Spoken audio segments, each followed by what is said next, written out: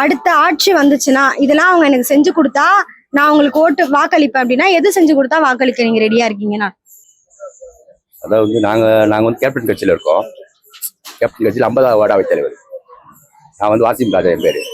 நான் வந்து இப்போ வந்து திமுக கூட்டணியில தான் நாங்கள் இருக்கிறோம். இப்போ எங்கள் கூட்டணியில் வந்து மக்கள் பிரச்சனைக்காக கண்டிப்பாக போராட இடத்துல நாங்கள் இருக்கிறோம். அதாவது எந்த விவரம் இருந்தாலும் எல்லாருக்கும் பண்ணி கொடுக்க தயாராக இருக்கிறோம்.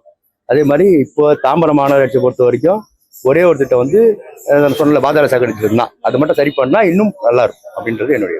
இந்த நடைக்கடை வியாபாரிகள்லாம் ரொம்ப பிரச்சனையா இருக்கு. இந்த ஜெயச்சந்திரன் குணிகர் வந்ததுனால எல்லா கடையும் எடுக்கிறாங்க. அதுக்கு அவங்களும் காரணமா இருக்கு. எந்த ஆட்சி வந்தாலும் அவங்க காரணம். அதுக்கு கொஞ்சம் நல்ல நடவடிக்கை எடுத்து அவங்க சிறுகடை வியாபாரி ஒரு நாளைக்கு ஒரு 500 சம்பாதிப்பான், 1000 சம்பாதிப்பான். அவனுக்கு ஒரு வாய்ப்பு கொடுங்க. உங்க வந்து காசு கேட்கல, அவன் அந்த கடையை போட்டோன்னா சம்பாதிச்சு அதுக்கு மட்டும் பண்ணி கொடுத்தா போதும். மற்றபடி இவங்க இது பண்ணாவே குறைஞ்சபட்சம் வந்து ஒரு 1.5 லட்சம் ஓட்டு இல்லைன்னு ஜெயிச்சிடலாம். அவ்வளோ பேரும் இங்கே தான். இங்கே எல்லா வியாபாரம் ஈஸ்ட் சாம்பத்துலையும் இங்கே தான் கடை வச்சுருக்காங்க, வெஸ்ட் சாம்பத்தையும் கடை வச்சுருக்காங்க, முடிச்சு ரோடு, படப்பை எல்லாமே வராங்க. மிகப்பெரிய ஒரு இதுவாக இருக்குது. எங்கே இந்த கடை இது பண்ணுறதுக்கு பாலம் ஒன்று வருது இங்கே, அது மாற்றி அமைச்சிட்டாங்க படத்தை. அதனால அந்த பாலம் இந்த பக்கம் வருது, கடை எடுக்கலான்னு சொல்கிறாங்க. அதெல்லாம் கிடையாது. ஜெயச்சந்திரன் முழுக்க ஜெயச்சந்திரன் வந்ததுன்னா ஒரு ஜெயச்சந்திரன் சாதாரண ஒரு கடை. அவங்க பார்க்கிங் போட்டு பண்ணிட்டு போகிறோம். நடக்க வியாபாரிகள் வந்து எந்த டிஸ்டர்ப் பண்ணக்கூடாது.